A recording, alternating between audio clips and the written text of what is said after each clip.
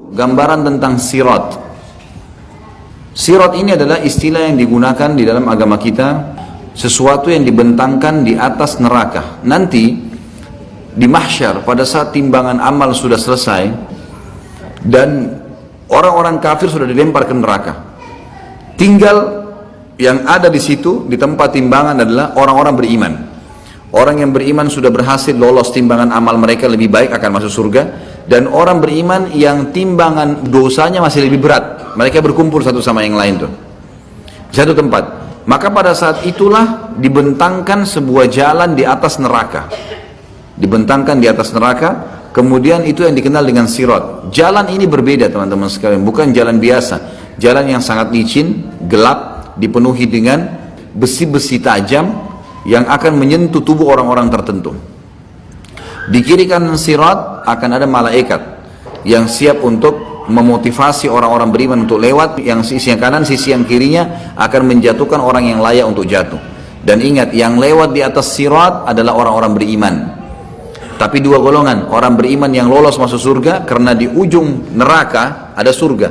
Nanti setelah ditimbang amal kita akan lihat surga tuh, tapi jauh. Kita harus lewatin neraka, nggak bisa enggak. Ma minkum illa wariduha. Tidak ada seorang pun kalian kecuali akan melaluinya. Kata ulama tafsir adalah yang maksud orang-orang beriman. Kita akan lewatin neraka, pasti lewat. Dan kita akan melihat bagaimana neraka itu. Panasnya akan kelihatan, teriakan orang, siksaan dan segalanya itu dibentangkan di atasnya. Jadi ibarat kalau bangunan besar, maka ada lubang di atas neraka itu, ada sebuah lubang yang besar yang memang dari situ akan dicemplungin dan dimasukin orang-orang ke neraka, lalu para malaikat memasukkan mereka di pintu-pintu masing-masing dari 7 pintu neraka. Itu akan dimasukkan sesuai dengan siksaan mereka masing-masing, wa na'udzubillah. Nah, nanti kan dibentangkan sirat ini, kemudian akan ada golongan yang beriman yang lolos memang, baik karena tidak ditimbang amalnya lagi, para nabi-nabi, para syuhada, orang-orang soleh yang Allah karuniahi memang luar biasa, waktu ini dipakai untuk ibadah terus dan maksiatnya dia bertaubat. Kemudian anak-anak muslim mereka akan lewat sangat cepat melewatin sirat tersebut. Dan ini umumnya melewatin sirat seperti cepatnya kilat. Kemudian akan ada yang cepatnya seperti kuda, menunggangi kuda, ada yang seperti berlari, dan ada yang berjalan dan dia terkoyak tapi selamat. Dan ada juga orang-orang yang merangkak dan akhirnya jatuh, Jadi ada orang beriman yang akan lolos sampai ke depan surga nanti, ada namanya kantara. Dan ada orang-orang beriman yang tadinya memang beriman tapi mereka dosanya lebih besar, harus lewat neraka dulu. Mereka juga melewati sirat tapi ini akan jatuh terlebih dahulu. Termasuk nanti akan ada orang beriman yang misal dosanya 100.000, pahalanya 100.000. Lalu Allah Azza wa Jal bantu dia, ya, disucikan, dihilangkan beberapa dosanya sehingga amal solehnya lebih banyak. Nah, dosa yang dimaafkan oleh Allah Subhanahu wa Ta'ala ini sudah cukup untuk mengkoyak tubuhnya dengan besi yang tajam di sirat. Dia akan selamat tapi akan terkoyak. Itu semua punya dalil. Kita akan jelaskan dalilnya. Dimulai dari surah Yasin ayat 66. A'udzubillahi minasyaitonirrajim. Walau nasya'u latamasna 'ala a'yunihim fastabaqus sirata fa anna yubsirun. Allah menceritakan tentang sirat itu. Jikalau kami menghendaki pastilah kami hapuskan mata mereka, lalu mereka berlumba-lumba mencari jalan, maka bagaimana mereka bisa melihatnya? Saksi bahasan fastabaqus sirat. Pada saat mereka mau lewatin sirat, Allah Subhanahu wa Ta'ala bisa hilangkan pandangannya. Sebagian ulama tafsir mengatakan dimaksud adalah mereka gelap, tidak bisa lihat sirat itu. Sebagaimana dijelaskan dalam sebuah hadis, sirat adalah jalan dibentangkan di atas neraka Jahannam. Allahu a'lam berapa panjang, karena neraka Jahannam ini luar biasa luasnya. Dan itu gelap dan sangat licin. Kita dengarkan penjelasan Nabi SAW di dalam hadis yang cukup panjang. Hadis ini riwayat Imam Muslim.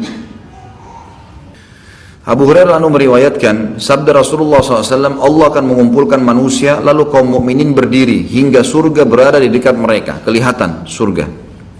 Ini orang mukmin yang lolos masuk surga nanti, atau ada orang mukmin yang masuk neraka dulu, semuanya akan berdiri hingga surga berada di dekat mereka atau kelihatan oleh pandangan mereka. Lalu mereka mendatangi Adam seraya mengatakan, wahai bapak kami, mohonlah kepada Allah agar dibentangkan surga, bukakan surga itu. Ada jalan sebagai sana, tapi tidak bisa. Mereka lihat sekitarnya nggak ada jalan. Ini neraka, harus dilewati neraka baru sampai ke surga. Maka mereka berkata semuanya, wahai Adam, engkaulah bapak kami, bukakanlah surga untuk kami. Ya. Artinya minta kepada Allah agar dibentangkan surga dibuka dan kami bisa jalan menuju ke sana. Adam alaihissalam menjawab, tidakkah yang mengeluarkan kalian dari surga melainkan karena bapak atau dosa bapak kalian Adam, aku tidak berhak untuk hal itu. Pergilah kepada anakku Ibrahim Khalilullah. Beliau pun melanjutkan, kata Nabi SAW, maka Ibrahim mengatakan, aku tidak berhak akan hal itu, aku hanyalah Khalil, kekasih semasa di dunia, tapi di akhirat tidak. Cobalah pergi kepada Musa yang diajak berbicara oleh Allah secara langsung. Mereka pun mendatangi Musa AS, maka ia mengatakan, aku tidak berhak akan hal itu. Pergilah kepada Isa, kalimatnya Allah dan ruh darinya, karena tidak ada sperma tapi langsung menjadi manusia, maka dikatakan ruh dari Allah Isa AS. Isa mengatakan, aku tidak berhak akan hal itu. Akhirnya mereka mendatangi atau datang kepada Muhammad SAW, maka beliau diizinkan serta amanah dan kasih sayang didatangkan. Lalu keduanya berdiri pada dua sisi sirat, sebelah kanan dan sebelah kiri. Orang yang pertama dari kalian berjalan seperti kilat. Abu Hurairah mengatakan, aku mengatakan ayah dan ibuku sebagai tebusannya wahai Rasulullah. Bagaimanakah jalan seperti kilat itu? Golongan pertama yang lewat itu akan seperti kilat, dan ini para nabi-nabi, para syuhada, ya, orang-orang pilihan yang masuk surga tanpa hisab, termasuk anak-anak muslim yang meninggal sebelum balik, mereka akan melewati sirat seperti kilat. Abu Hurairah bertanya memastikannya, Rasulullah, bagaimana sih jalan seperti kilat itu? Saya ingin memastikan gitu. Lalu beliau menjawab, apakah kalian tidak melihat kilat bagaimana ia datang dan pergi dalam sekejap mata? Lalu kata Nabi SAW, kemudian ada golongan kedua yang akan lewat seperti burung yang terbang, dan ada yang ketiga seperti laki-laki yang berjalan cepat. Amal-amal mereka lah yang menjalankan mereka sesuai dengan keadaan tadi. Kalau amalnya luar biasa, mereka seperti kilat. Kalau mereka amalnya sedang, maka ada seperti tadi burung yang terbang, ada yang seperti berlari, dan seterusnya. Sedangkan Nabi SAW, sedangkan Nabi kalian berdiri di atas sirat. Nabi Muhammad SAW akan berdiri di atas sirat dengan hikmah Allah, seraya berucap, wahai Rabb, selamatkanlah, selamatkanlah, hingga amal-amal hamba menjadi lemah. Jadi ada orang-orang yang lemah amalnya, maka mereka tidak mampu. Sampai seseorang datang tapi tidak kuasa berjalan kecuali dengan merangkak.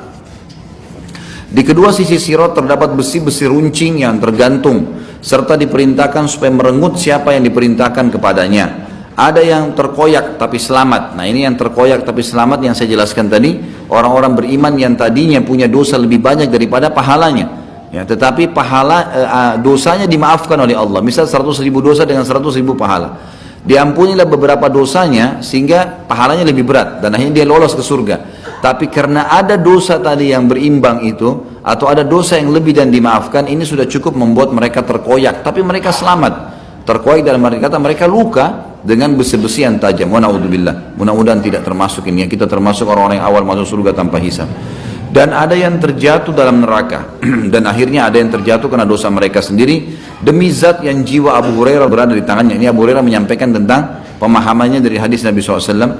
Demi zat yang jiwa Abu Hurairah ada dalam tangannya, sesungguhnya dasar neraka itu sedalam 70 musim atau 70 tahun. Hadis ini riwayat Imam Muslim. Dari hadis ini kita ambil pelajaran bahwasanya nanti Nabi Muhammad SAW selain memberikan syafaat kubra nanti di hari kiamat untuk Allah datang mengadili manusia, ternyata ada syafaat yang lain di mana Nabi SAW akan diberikan oleh Allah Subhanahu wa taala untuk memohon agar dibentangkan jalan sirat di atas neraka, dan manusia akan melewatinya, khusus orang-orang yang beriman, baik yang selamat ataupun orang-orang yang akan masuk ke dalam neraka dulu. Riwayat yang lain adalah riwayat Tabarani dengan sanad hasan. Ibnu Mas'udin radhiyallahu anhu mengatakan, sirat dipasang di atas neraka Jahannam seperti ketajaman pedang keras, licin lagi menggelincirkan. Di atasnya terdapat besi-besi runcing dari neraka yang menyambar. Ada yang berpegangan lalu jatuh di dalamnya dan terpelanting. Di antara mereka ada yang berjalan seperti kilat dan tidak lama kemudian ia selamat. Ada yang seperti kuda yang berlari. Ada juga orang yang seperti manusia yang sedang berlari. Kemudian ada seperti pria yang sedang berjalan. Kemudian yang terakhir dari mereka adalah orang yang diberi isyarat, ya, yang diberi isyarat oleh neraka. Maksudnya adalah neraka akan dekat sekali dengan dia sehingga dia bisa merasakan panasnya sambil merangkak.